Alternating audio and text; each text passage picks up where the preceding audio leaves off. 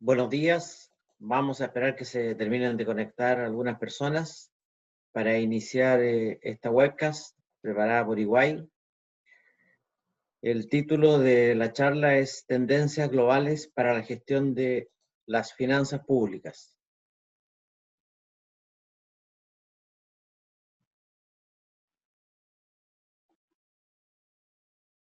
Hoy día nos acompaña Natalia Rosenblit, por cuanto Begoña Quintanal está enferma. Mi nombre es Danilo Pandolfo y la agenda que hoy día hemos preparado es la siguiente. Palabras de bienvenida, introducción y contexto para pasar al enfoque de Iguay para la gestión de las finanzas públicas. Y vamos a dejar 10 minutos para preguntas y cierre. Y ustedes pueden formular sus preguntas en el Q&A que está en la pantalla de Zoom y deben dirigirse a la parte inferior de la pantalla, hacer clic en Q&A y escribirla. Así las preguntas que hagas podrás ver todas las personas que están conectadas. Comenzaremos con el contexto para pasar después al enfoque de Iguay con respecto al tema que nos convoca. En general, los gobiernos frente al COVID están enfrentando desafíos extraordinarios y la visión de Iguay para esto está establecida en Now, Next y Beyond. Now, entendido como el shock y el reinicio. Next, como que la crisis continúa y hay una recuperación lenta, para pasar a un estado de Beyond donde viene la nueva normalidad. En Now, lo que se persigue es asegurar la continuidad de los procesos mediante una planificación efectiva de respuesta a la crisis. En Next, activar la recuperación a través de la adaptación y una mayor resiliencia.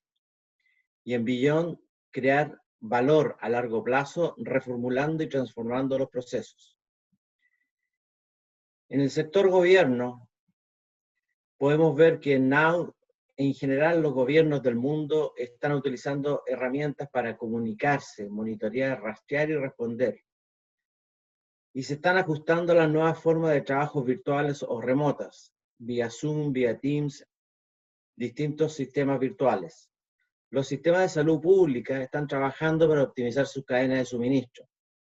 Es por ello que en este estado de Now debiéramos pasar a la fase siguiente, que es Next, donde sin lugar a duda la innovación y la transformación digital ha tomado un rol preponderante, con un foco en el crecimiento del empleo y debiera ahí estimular la demanda. En esta fase de Next, la reconstrucción de espacios públicos y rediseño de las opciones se ha visto como algo que va a ser muy importante. Reparar las finanzas públicas en un entorno de bajo crecimiento esperado debe ser uno de los problemas que deberán abordar los gobiernos.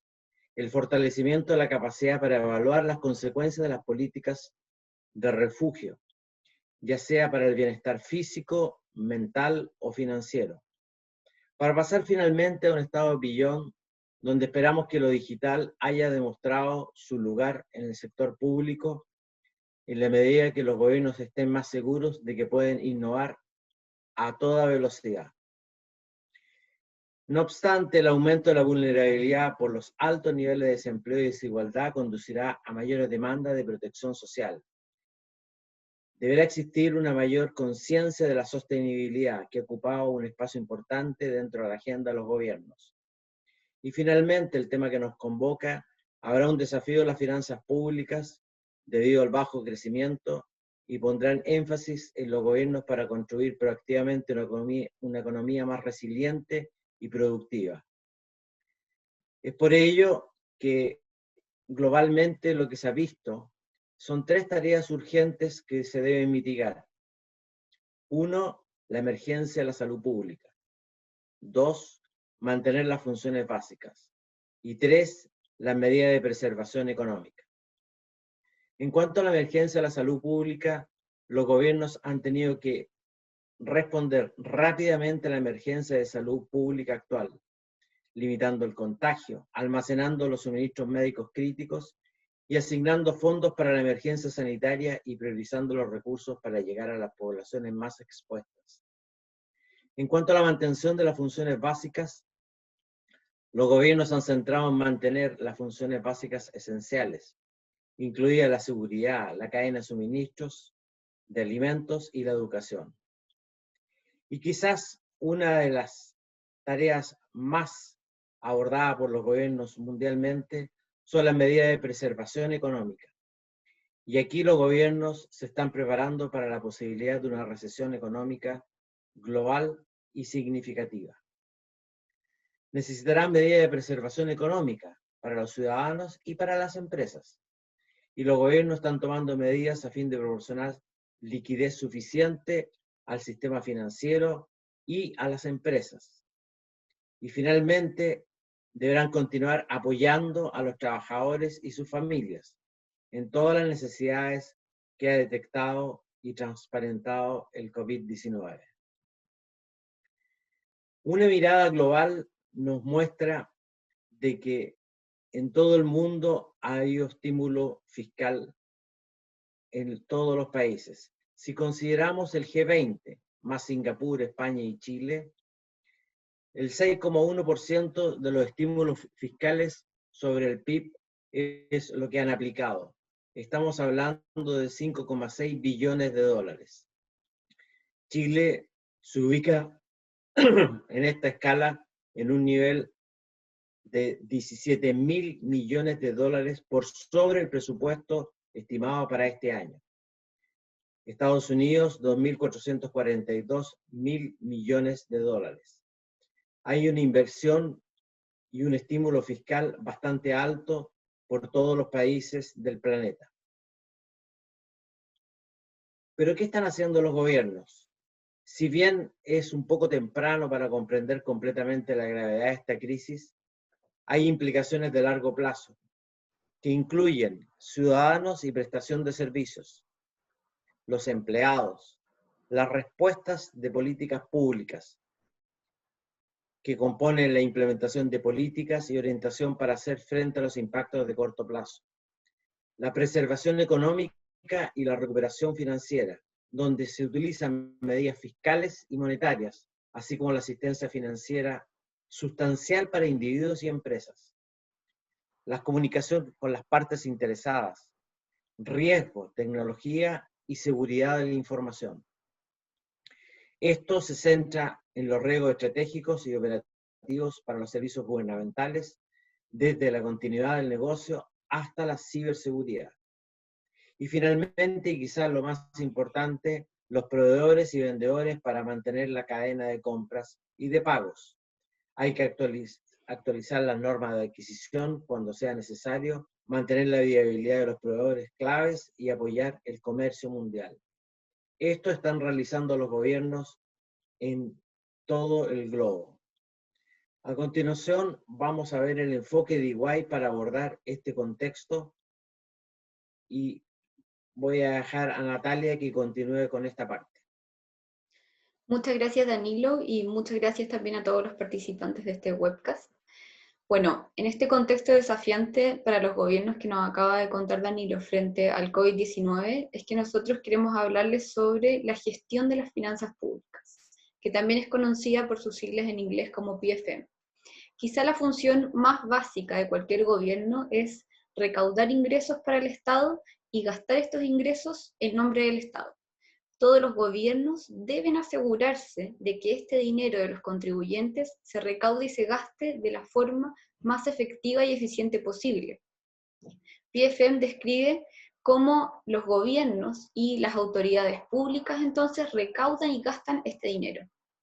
Nosotros como EY tenemos una mirada global para una mejora en esta gestión de las finanzas públicas que se centra en 3 ámbitos fundamentales. Como pueden ver acá, transparencia, eficiencia y una sola fuente.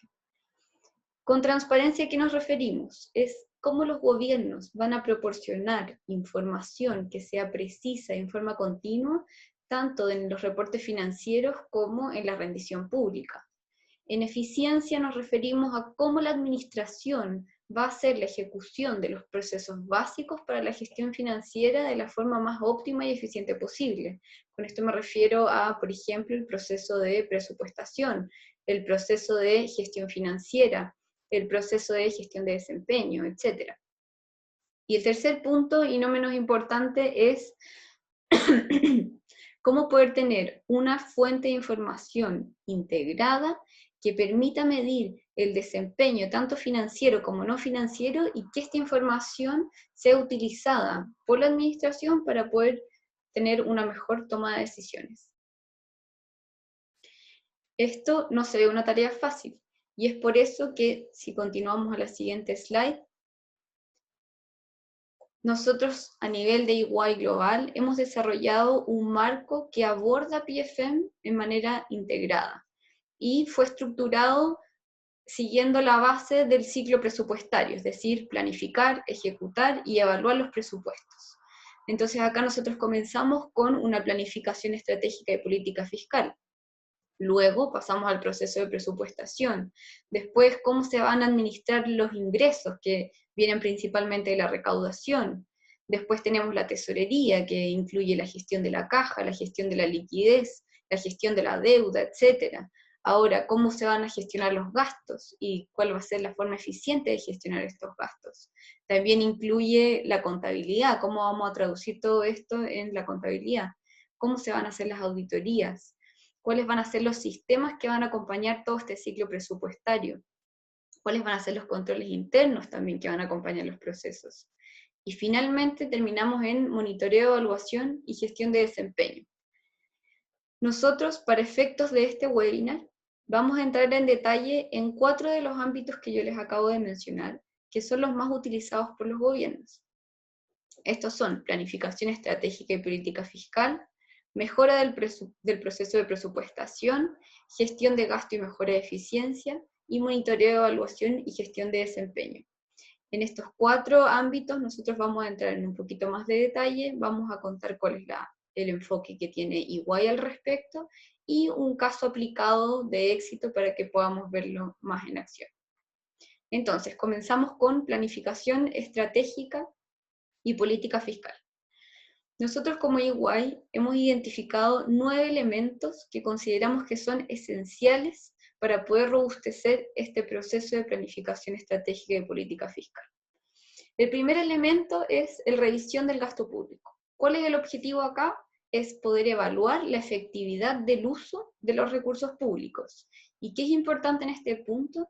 Poder identificar efectos contraproducentes que se estén generando en las distintas agencias o instituciones, ya sea a nivel de procesos o a nivel de sistemas que haya que ir mejorando, y si se están cumpliendo con las prioridades del gobierno.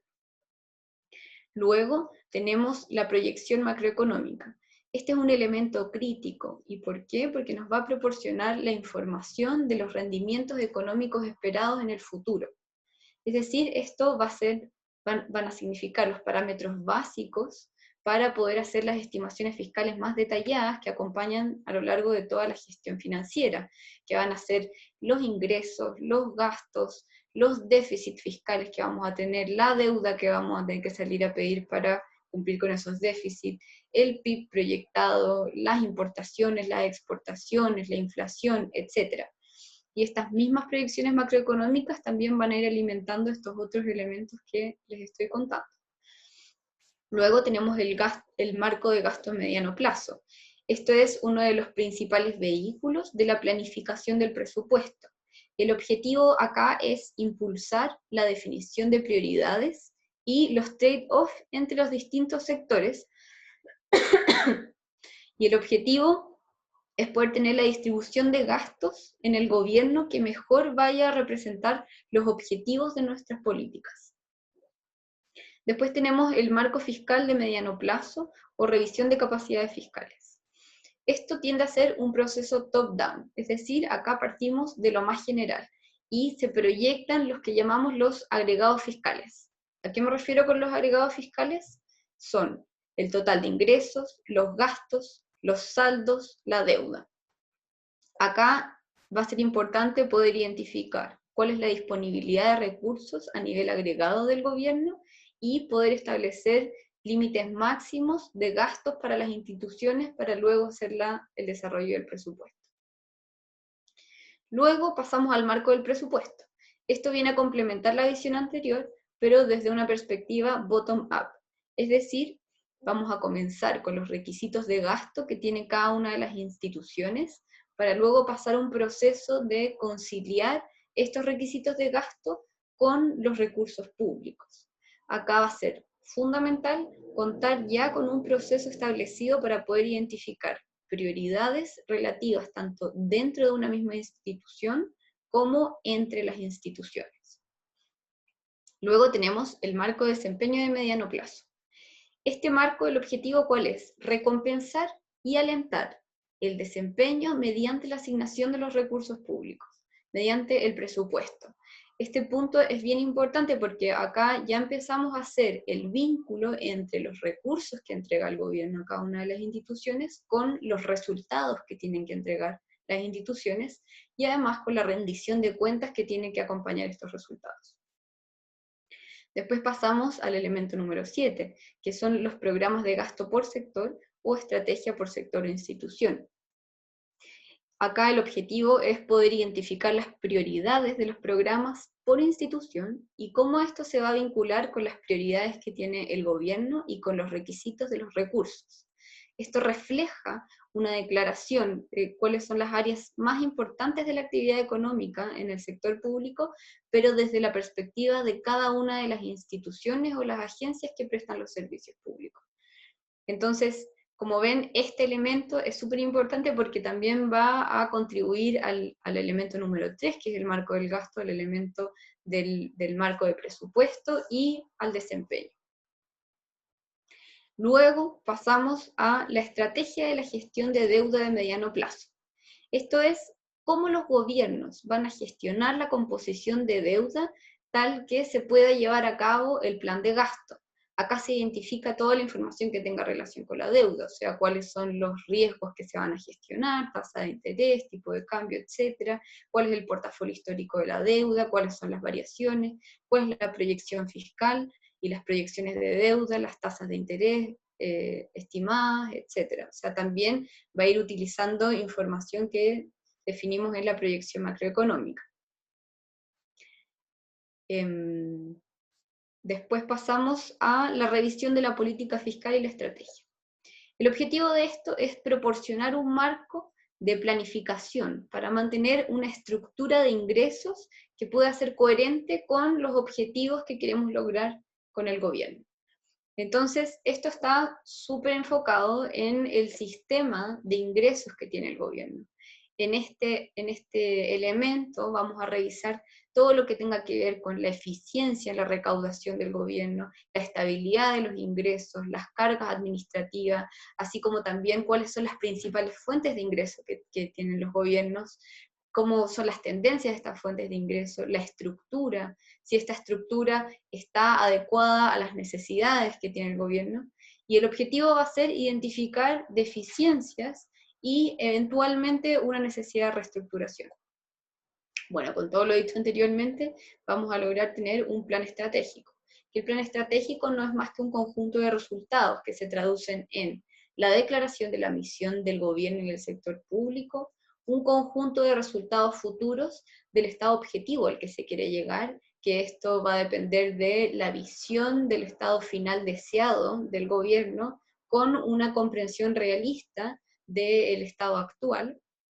Luego tenemos los objetivos intermedios, que estos son factores críticos para el éxito del cumplimiento de los objetivos. Luego el cómo vamos a lograr los objetivos, que se traduce en un plan de acción. Y finalmente, en el marco de tiempo dentro del cual se quieren obtener estos objetivos.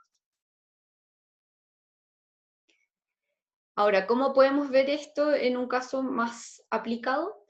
Acá traemos un caso de éxito del gobierno de Kuwait, que debido a las disminuciones del precio del petróleo y el déficit fiscal que esto estaba generando en las proyecciones del gobierno, se decidió establecer un comité de reforma de subsidios.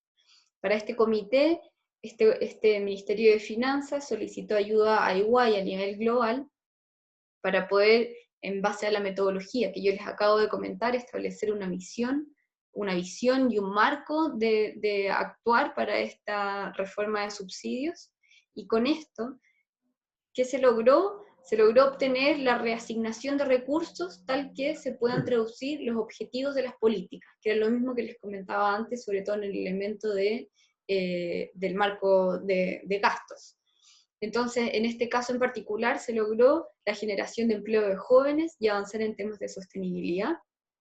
Y además, se aprobó la implementación de la reforma de subsidio en benzina, electricidad y agua, y se obtuvo un modelo para poder simular los efectos que iba a tener la reforma.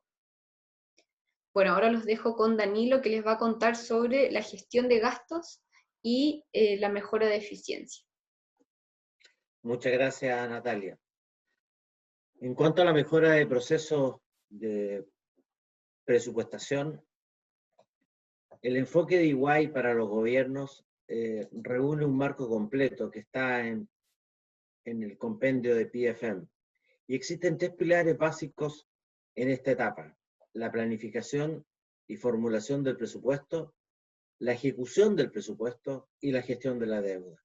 Los tres son bastante importantes para el mantenimiento de la disciplina fiscal, la asignación de recursos estratégicamente y la eficiencia operacional. Nos vamos a ahondar en la planificación y formulación del presupuesto.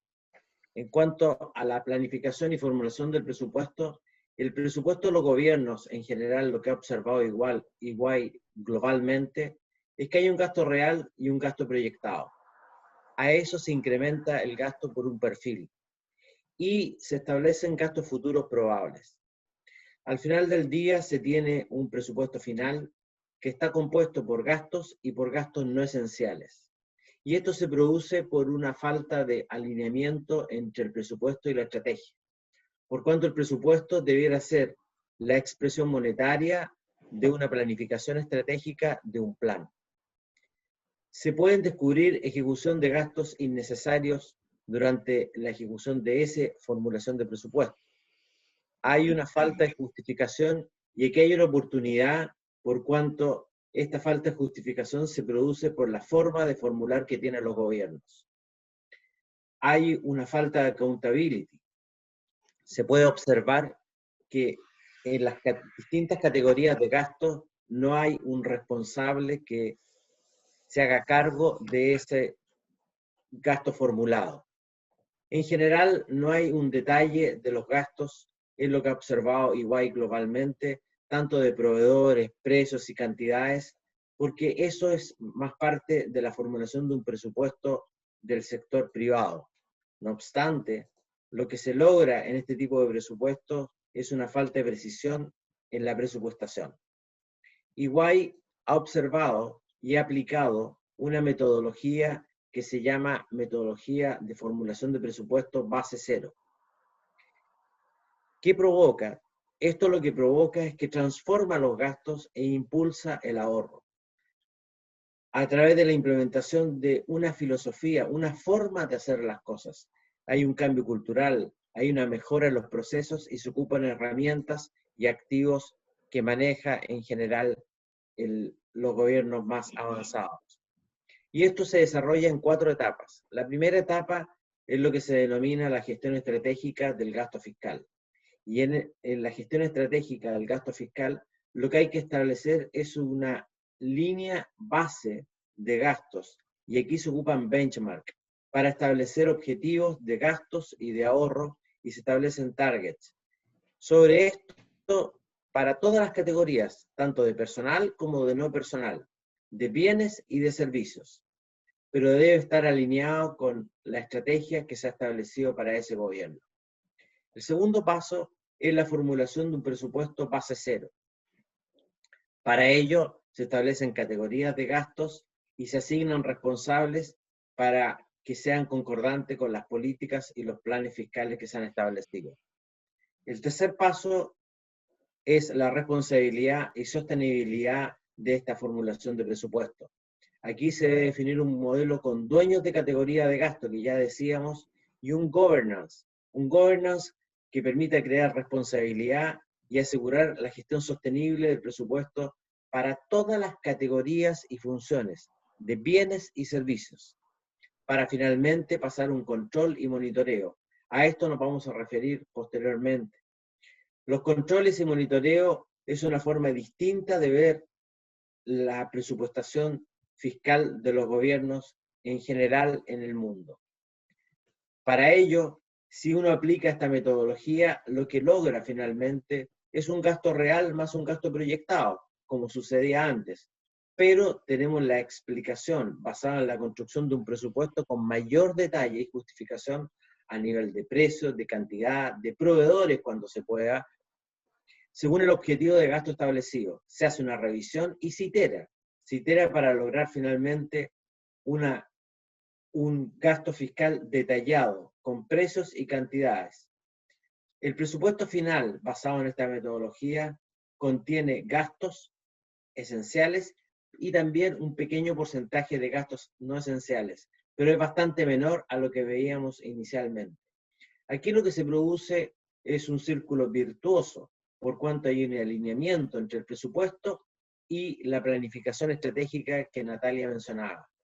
Los gastos innecesarios van a existir, como siempre, pero acotados. Los gastos proyectados están justificados.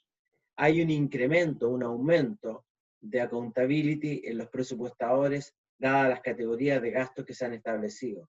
En general, los gastos están más detallados, a nivel de proveedores, de precios y cantidades, cuando se pueda, de acuerdo a lo que se haya establecido. En general, lo que se ha observado en los gobiernos es una mejor precisión en la formulación del presupuesto, que éste se puede calibrar durante la ejecución. Es notable el mejoramiento que se produce en estos casos. Un caso de éxito que se puede mencionar es un Ministerio del Interior en Europa, donde trabajó EY con este ministerio en la transformación de las finanzas, alineado con la metodología que explicábamos, base cero. EY llevó a cabo un diagnóstico inicialmente de la situación actual e identificó oportunidades de mejora, realizando una revisión y desarrollo del plan de cuentas, de la preparación de políticas, de los procedimientos de finanzas y contabilidad, basado en la presupuestación base cero. Se establecieron categorías de gastos, se iteraron y se logró un resultado y una formulación acorde a ese país. Adicionalmente, se elaboraron políticas y procedimientos de auditoría interna en línea con las prácticas internacionales. ¿Cuál fue el resultado de este caso de éxito? Un proceso de formulación de presupuesto para más de 100 departamentos, equivalente a 100 centros de costos distintos, pero todos alineados con el programa enfocado en la metodología. Este es un caso de éxito reciente. A continuación, dejo a Natalia para que nos explique la gestión de gastos y mejora de eficiencia. Bueno, la gestión de gasto y la mejora de eficiencia es súper importante hoy en día para los gobiernos. Todos los gobiernos, tanto los desarrollados como los emergentes, están enfrentando desafíos en cuanto a poder construir un marco de acuerdo a la gestión de gastos adecuado. Uno de estos desafíos que enfrentan los gobiernos es el aumento de la presión externa sobre el gasto y sobre la estabilidad del presupuesto.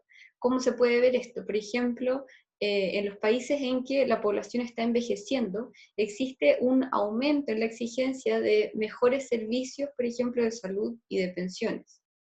Otro de los desafíos importantes es que los contribuyentes cada vez están demandando más, mayor transparencia y eficiencia en la gestión de los gastos públicos. Y esto se suma a los desafíos que existen por cómo los gobiernos pueden redistribuir los gastos de acuerdo a las prioridades de cada país, cómo poder eliminar los gastos innecesarios que comentaba Danilo recién, cómo poder fortalecer los controles presupuestarios, cómo poder reorganizar los modelos operativos, etc. Nosotros como EY consideramos que tener una buena gestión de gasto puede traer 4 beneficios importantes para el país. El primer beneficio es poder tener una estructura de costos sostenible. ¿Qué te permite esto? Mejora en la calidad de la entrega de servicios o también gastos más reducidos. También esto aporta al segundo beneficio, que es tener sostenibilidad presupuestaria, que también era lo que comentaba Danilo anteriormente. Luego tenemos una mejora en la capacidad para poder asignar fondos en aquellas áreas en que hay mayor prioridad desde el gobierno, al mismo tiempo que se disminuyen los gastos en apoyar funciones o áreas que son de menor prioridad. Y finalmente tenemos gastos más efectivos. No existe un modelo predefinido para una gestión eficiente del gasto. Nosotros a nivel de EY sí tenemos un enfoque estructurado para abordar mejoras en cuanto a la eficiencia y la eficacia, que lo abordamos a través de dos dimensiones. Una dimensión de nivel estratégico y una dimensión de nivel operativo. Acá tenemos la dimensión de nivel estratégico. ¿Qué se quiere lograr? En el fondo acá el objetivo es poder analizar el nivel de gastos como agregado y la sostenibilidad de estos, así como también involucrar a las áreas que son dueñas de estos gastos. Entonces para esto tenemos 4 elementos a partir de los cuales podemos ir mejorando la eficiencia y la eficacia a nivel estratégico de la gestión del gasto. Estos elementos son el desarrollo y la ejecución de las políticas, el diseño de programas y la priorización de los programas, la entrega y la planificación de la prestación de los servicios y el nivel de descentralización. Entonces, por ejemplo, si nos vamos al desarrollo y ejecución de las políticas, acá ¿qué se puede hacer? Se puede empezar a priorizar o racionalizar las políticas. Se pueden ir evaluando la sostenibilidad fiscal de las políticas actuales. También se podría eventualmente simplificar la legislación o los requisitos reglamentarios. Después, por el lado del diseño de programas y la priorización, acá el objetivo va a ser ir evaluando los programas. ¿Cómo podemos evaluarlo? Podemos hacerlo mediante ver cuán alineados están con la estrategia, cuánto es la relevancia de cada uno de los programas frente al cumplimiento de los objetivos del gobierno. También se pueden definir indicadores de efectividad y eficacia y comparar los programas entre sí.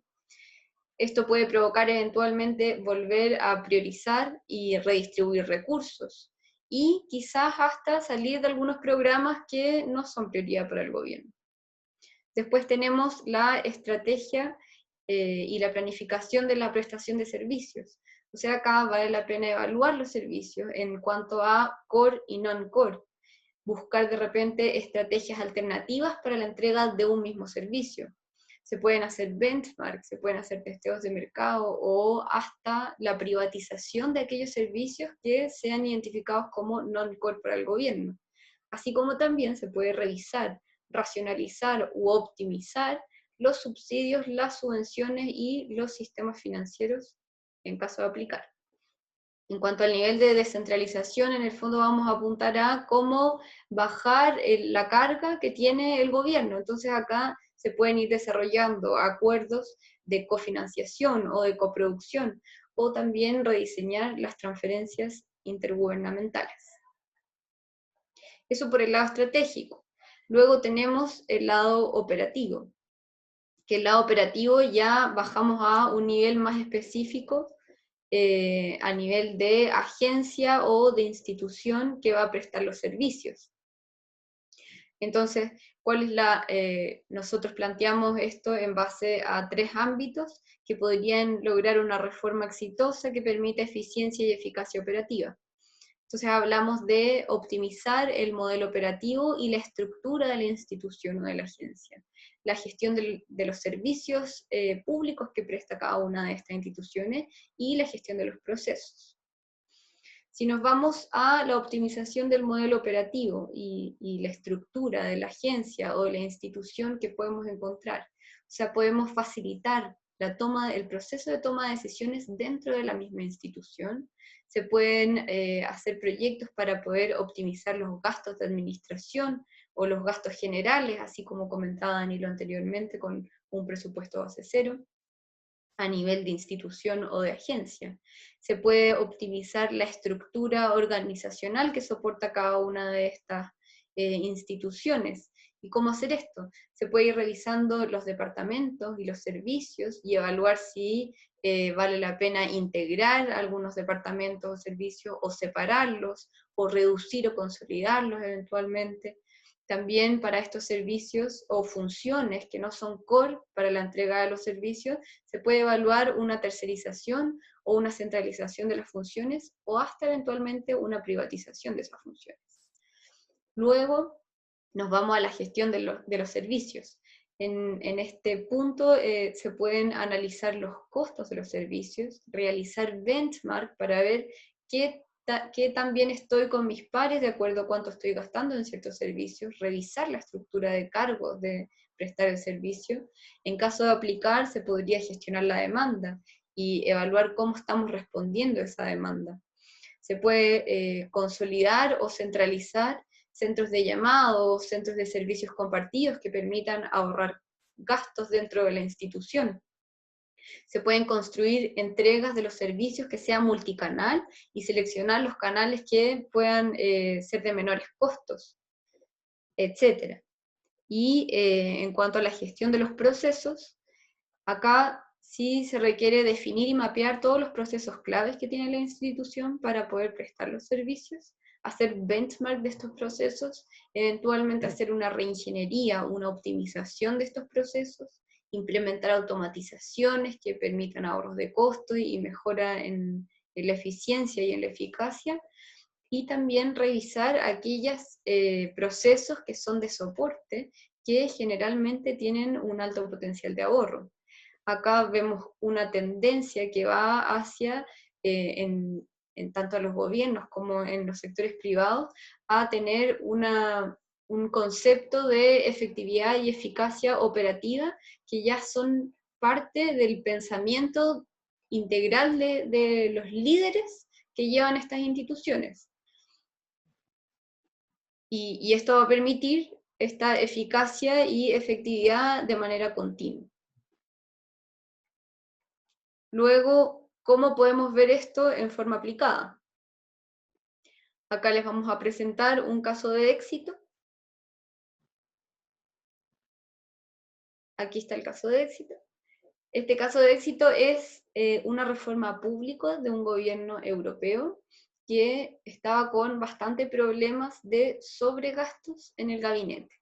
Y para esto quisieron hacer una revisión de sus procesos para poder tener ahorro de gastos con la optimización de algunos de sus procesos.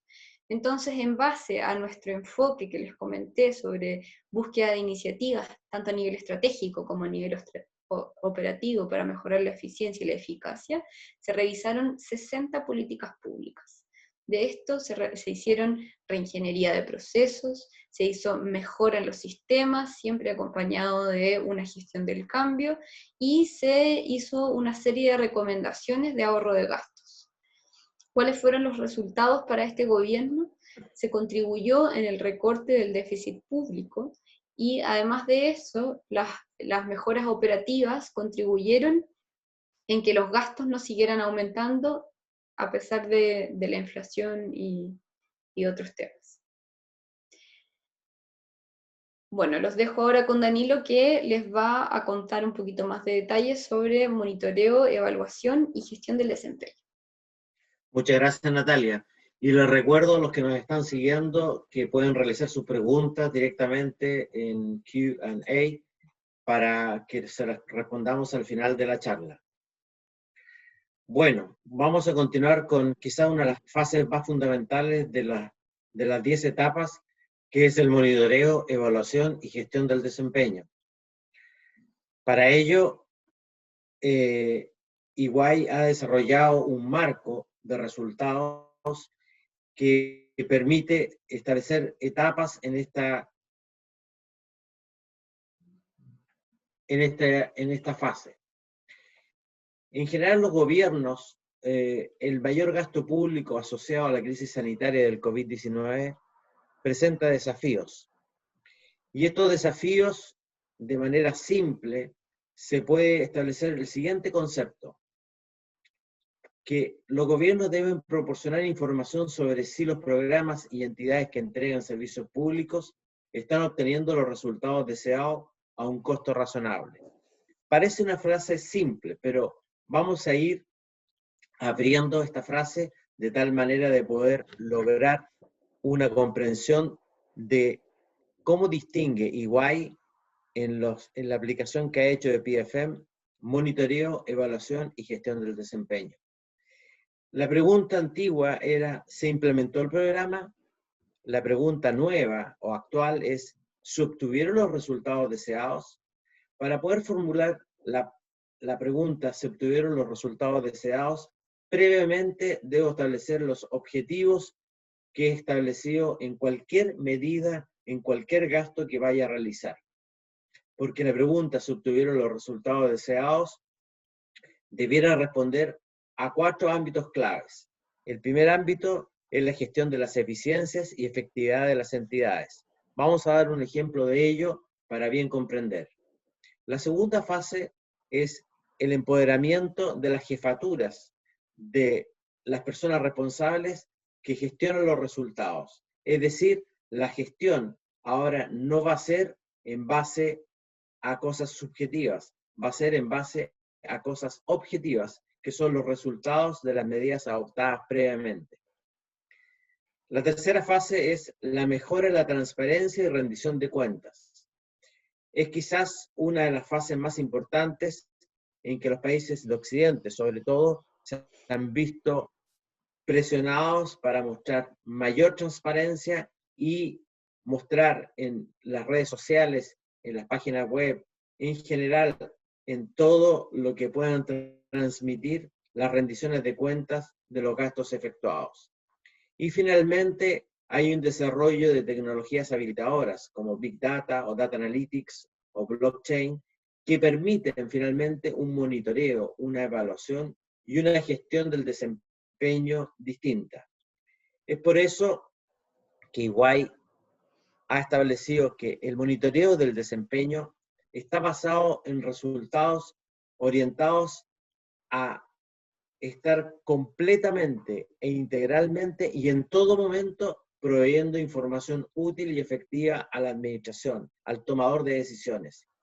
Vamos a dar un ejemplo de ello, pero el monitoreo del desempeño es algo permanente. No es algo que se hace al final de una medida o posterior al establecimiento de una medida. La evaluación que complementa el monitoreo del desempeño es basada en análisis estructurados, enfocados y robustos respecto a, por ejemplo, las medidas sanitarias que se han tomado en los distintos gobiernos a través del mundo, si tuvieron éxito o fallaron. Y la respuesta de ello está detallada y basada en objetivos preestablecidos. Finalmente, la gestión del desempeño está diseñada a cambiar la cultura, por cuanto la gestión, la toma de decisiones, los cambios están basados en resultados objetivos. Para ello, intersecta estas 3 círculos: monitoreo del desempeño, evaluación y gestión del desempeño, Data Analytics, que permite a los gobiernos transformar la data de conocimiento dentro de este marco monitoreo y evaluación e impulsar la transición hacia una cultura de gestión distinta, una cultura de gestión basada en el desempeño, basada en la data analizada, que es información útil para la toma de decisiones. A continuación, vamos a desarrollar un ejemplo que es ilustrativo y que refleja quizás a muchos gobiernos de lo que han realizado. Por ejemplo, si se toma una medida de protección de los empleos e ingresos laborales, esta medida tiene un inicio y tiene un término. Y durante el inicio de la medida hasta el fin de la medida se han establecido distintas etapas, pero previamente a establecer esta medida se deben fijar objetivos. Por ejemplo, un objetivo de este ejemplo ilustrativo podría ser abarcar una población de 1,2 millones de personas. Y la inversión, el gasto que se va a realizar es del orden de 300 millones de dólares. Entonces hay que distinguir monitoreo, hay que distinguir las medidas de eficiencia, cómo se controlan, las medidas de efectividad, cómo se controlan, el impacto, cómo se controla la ejecución del proceso en sí mismo. El monitoreo es permanente, como decíamos anteriormente. Los inputs es el presupuesto asignado para esta medida y las personas que van a trabajar para lograr ser efectivamente una medida que tenga su actividad y su proceso empleando la tecnología existente, y tiene un output o varios outputs que son las personas beneficiadas en un cierto momento. Este proceso que tiene inputs, transformación y outputs debe ser monitoreado permanentemente para medir por ejemplo, su eficiencia. Por ejemplo, el tiempo de revisión y o pago de cada solicitud. ¿Cuál es el gasto por persona beneficiada? Y en este sentido, actúa aquí el Ministerio de Finanzas de un país cualquiera que asigna los recursos a la tesorería se lo pasa a una agencia y la agencia se lo entrega a los ciudadanos beneficiados. Pero hay que medir, además de la eficiencia, la efectividad. ¿Y cómo mido la efectividad? La efectividad la mido basado en el cumplimiento de los requisitos, por ejemplo, que se preestablecieron basados en supuestos. Y en estos supuestos, que incluso pueden estar soportados por modelos, yo puedo medir el resultado de la medida y la efectividad que tuvo. Y finalmente, el impacto. El impacto es, ¿se beneficiaron los 1,2 millones de personas que se habían diseñado inicialmente? ¿Se utilizaron los 300 millones de dólares? ¿De qué manera se utilizaron? ¿Cuánto fue para las personas beneficiadas y cuánto fue para los gastos producto del proceso completo que se llevó a cabo? En general, el concepto de eficiencia, efectividad, impacto, monitoreo, evaluación del resultado, hay una serie de medidas que se toman en la planificación de cualquier medida que se vaya a establecer. Y el cierre que se produce al término de esta medida servirá para gestionar, basado en resultados, próximas medidas que se tomen. Preguntas como, ¿esta medida fue o no exitosa? Es una pregunta clave. Y la respuesta debe ser completa y basada en los antecedentes y en la data existente. ¿O cuál fue la causa raíz del éxito o del fracaso de la medida? Si seguimos con este ejemplo y tomamos la medida de protección de los empleos e ingresos laborales, hay un sistema de colección y gestión de datos completa que se debe estar llevando a cabo. Y aquí quizás si tomamos como pilares la autoridad presupuestaria central que asigna los recursos, los agentes prestadores de servicio, ya sea la tesorería o las agencias, otros agentes que podrían participar como servicio de impuestos internos, como podría ser un instituto o una agencia no gubernamental, y la ciudadanía que tiene naturalmente su derecho a estar informada de este proceso, tanto los afectados como la ciudadanía en general. Quizás, ¿cómo se logra una data que permita acceder a los distintos participantes de esto? Es con un buen sistema de interoperabilidad que tenga el Estado, donde estén comunicados y conectados tanto los actores gubernamentales como no gubernamentales, la ciudadanía y en general cualquier ciudadano de ese país. El monitoreo, entonces, está dedicado a las personas beneficiadas. El monitoreo debe controlar el costo de esta medida, el tiempo de revisión para el pago de las solicitudes, el gasto que se incurrió por persona beneficiada, las solicitudes revisadas por persona que revisa. En general, la evaluación que se debe realizar debe responderse a estas preguntas básicas, como la lógica de la medida está relacionada con las necesidades identificadas al comienzo, al inicio. ¿Se obtuvieron los resultados deseados en forma efectiva? ¿En qué medida se produjeron los resultados deseados y por qué medios?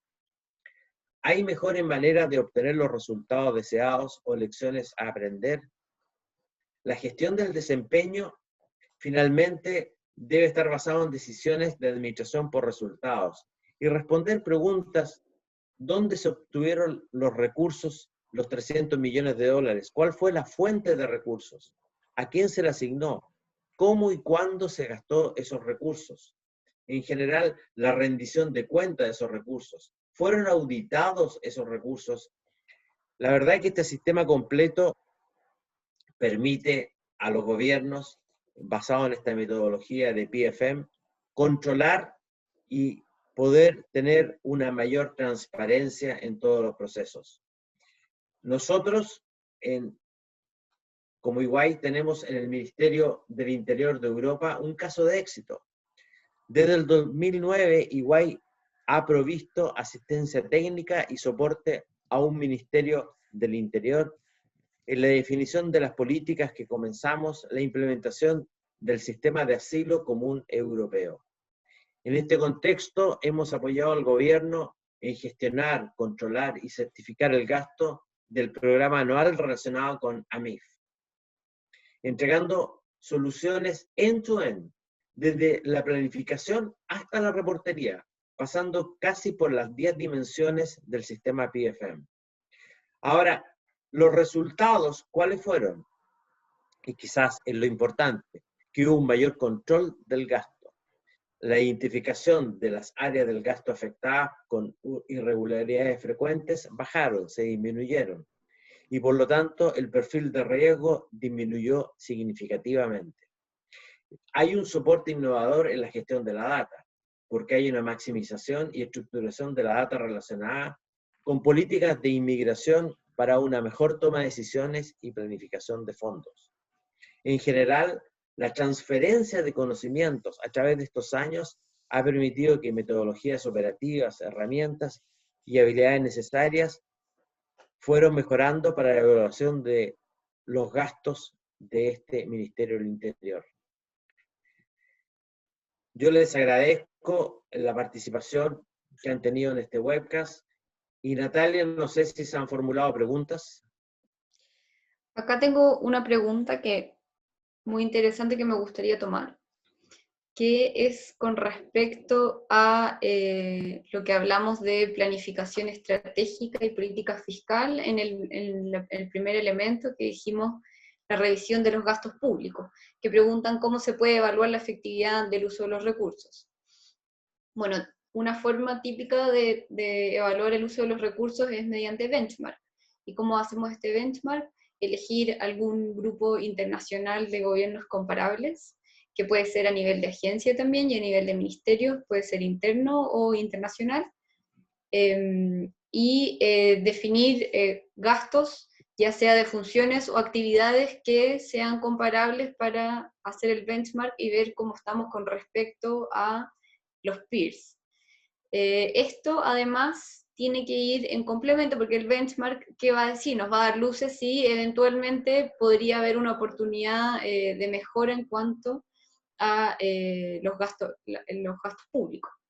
Esto siempre tiene que ir acompañado de la evaluación. ¿Y a qué me refiero con esto? O sea, nosotros definimos métricas y podemos ver en cuánto está aportando esta distribución o asignación de recursos en el logro de los objetivos. Y está muy relacionado con lo que comentaba Danilo anteriormente. Es decir, yo, por ejemplo, defino una medida o un programa y le asigno ciertos recursos y así sucesivamente, y tengo un objetivo de este programa. Y este objetivo, luego de finalizar la medida o el programa, voy a ir a revisar si se lograron los objetivos o no. Y yo tengo que definir métricas de efectividad del uso de estos recursos que me permita comparar entre programas. Entonces, por ejemplo, no sé, si yo tengo una medida que implica hacer capacitaciones para bajar el desempleo. Y yo hice todas las capacitaciones y quería bajar el desempleo en esta población objetivo. Y a la hora de ver los resultados veo que no ha bajado el desempleo, entonces algo pasó y la medida no está siendo efectiva y esa asignación de recursos no está siendo efectiva. ¿Por qué? Y ahí hay que empezar a definir los indicadores. Quizás yo en mi medida asumía que una vez que las personas entraron a esta capacitación, iban a terminar la capacitación.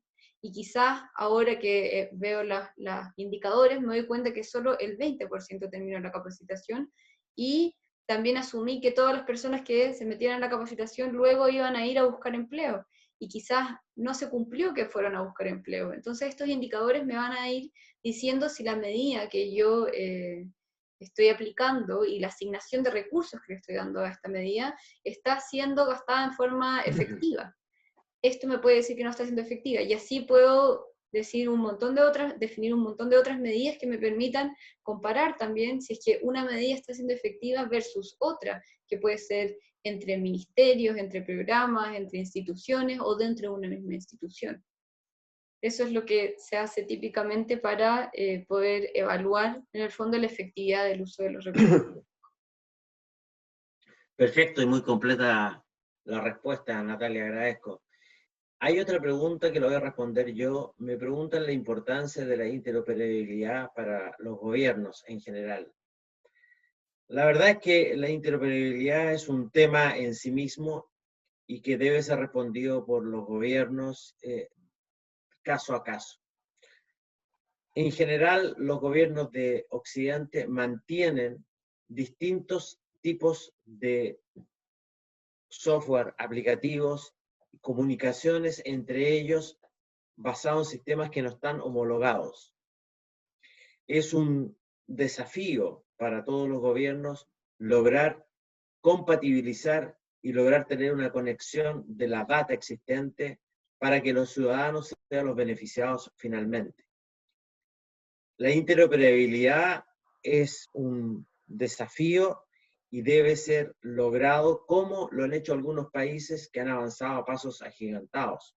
Tenemos el caso de Estonia, que es un país que ha logrado un modelo de interoperabilidad que es ejemplo para los países en general, o Ucrania, o España, o Colombia. En general, los países deben avanzar en el modelo de interoperabilidad del Estado, por cuanto va a permitir que todo lo que hemos hablado hoy día de las finanzas públicas, que está referido principalmente a la formulación, ejecución, monitoreo, evaluación y gestión del desempeño de la presupuestación de los gobiernos, se basa en data. Y esta data debe ser compatible para poder gestionar en base a resultados, pero también debe tener acceso a la ciudadanía, dando transparencia para que la gente se informe no globalmente y complicadamente, sino que se informe granularmente y detalladamente de lo que quieran saber, de una rendición de cuentas, que quieran saber de la información de tal o cual entidad que le asignaron plata para la construcción de algo, para el establecimiento de una medida, en general para la aplicación de una política pública, lo que corresponda, pero todo eso es data, y esa data requiere de un buen manejo de ella basado en un modelo de interoperabilidad. El caso chileno es un caso especial, por cuanto Chile va a requerir de el cumplimiento de la ley que tiene establecido para llevar a cabo el modelo de interoperabilidad del Estado, que en sí mismo es un tema que podría ser abordado en otra webcast. No sé si hay más preguntas, Natalia. Quizás la última para terminar en tiempo. Acá están preguntando dónde se ha utilizado PFM. No sé si quisieras contestarla, Danilo. Sí, perfecto. PFM es un modelo y una metodología que es global, que lo aplican distintos países y distintas consultoras a través del mundo. Pero lo que ha realizado EY ha hecho un compendio basado en estas 10 dimensiones que tiene activos y tiene herramientas que permiten desarrollar secuencialmente cada una de las etapas, o, visto de otra manera, como lo han aplicado algunos países, es aplicar parte de ella. Las más usuales son las que hemos presentado en esta charla y que hemos profundizado un poco, pero que tienen un soporte y una aplicación. ¿Dónde se ha empleado? Se ha empleado, yo diría, en cerca de 35 países en el mundo y que ha tenido un éxito rotundo, por cuanto es una metodología sólida, robusta y probada, y que ha recogido las buenas prácticas de la OCDE y además de los distintos entidades como en Europa o en Estados Unidos principalmente. Yo creo que estamos en la hora y no habiendo más tiempo, quisiéramos agradecer a los que nos han seguido durante esta charla y los invitamos a formular preguntas que serán respondidas posteriormente a la charla. Muchas gracias y buenos días. Chao, muchas gracias.